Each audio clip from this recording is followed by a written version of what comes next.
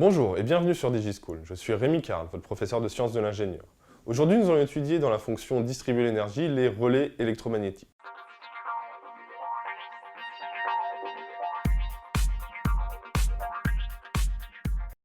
Étudions maintenant les commutateurs électromagnétiques, qui sont des relais. Qu'est-ce que c'est un relais d'abord? Un relais, c'est un composant électromagnétique qui permet l'ouverture ou la fermeture d'interrupteurs électriques par un signal de commande. On commande un relais et lui va ouvrir, fermer. Il comporte deux parties électriquement indépendantes, mais couplées mécaniquement. Donc là, ici, on a bien une partie mécanique et une partie électronique, électromagnétique. Il permet de commander un interrupteur qui est complètement isolé électriquement de la commande, souvent pour isoler la forte puissance passant dans l'interrupteur. Et on parlera ici d'une isolation galvanique. Donc il y a bien une isolation entre les deux circuits ici, qui on a dit, qui étaient indépendants et couplés mécaniquement. Comment ça fonctionne un relais électromagnétique? Le schéma de principe est donné ici. On a un noyau magnétique ici entouré par un bobinage et ce bobinage sera soumis à une tension. Et ici, on va avoir une pièce métallique ici qui va être en pivot sur cet axe-là et qui va pouvoir changer de position grâce à quoi? Grâce au fait que ici, le noyau magnétique va acquérir un champ magnétique et ce champ magnétique va attirer ou repousser ici cet élément métallique. Et donc quand cet élément mécanique est attiré par le noyau magnétique, et bien ici on sera dans la position où cet élément va rapprocher ces deux éléments, créer le contact, et donc d'ici on sera en interrupteur fermé, on parlera de position de travail. Dans cette position, quand le bobinage n'est pas alimenté, position dite de repos.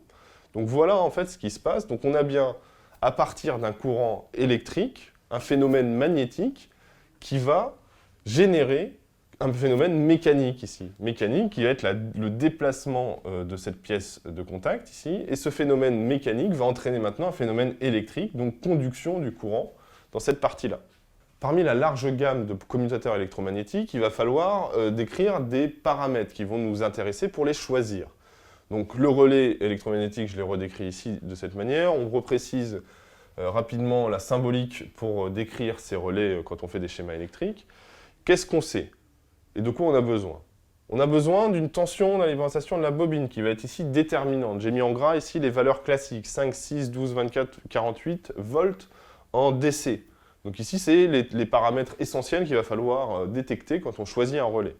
La tension de collage maintenant, c'est la tension minimale qu'il faut fournir pour que les contacts se touchent. Évidemment, on a vu que l'intérêt du commutateur, c'est de commuter. Et donc du coup, il va falloir décrire quelle est la tension minimale qui va nous permettre de passer de la position de travail à la position de repos.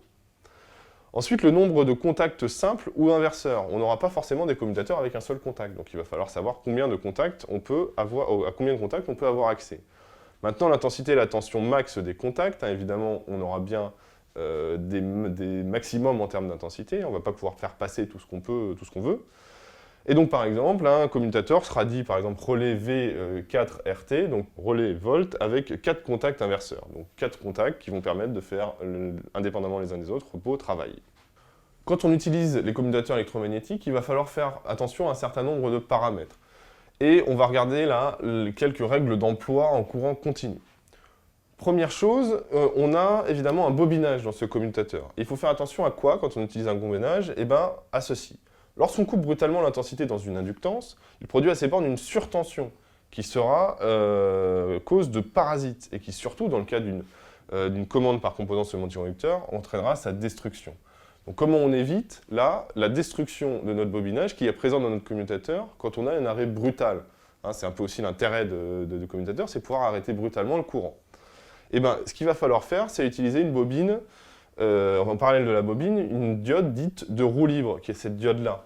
Cette diode-là, elle nous permettra quoi? Elle nous permettra de bloquer la surtension. Ça va court-circuiter cette pointe de tension.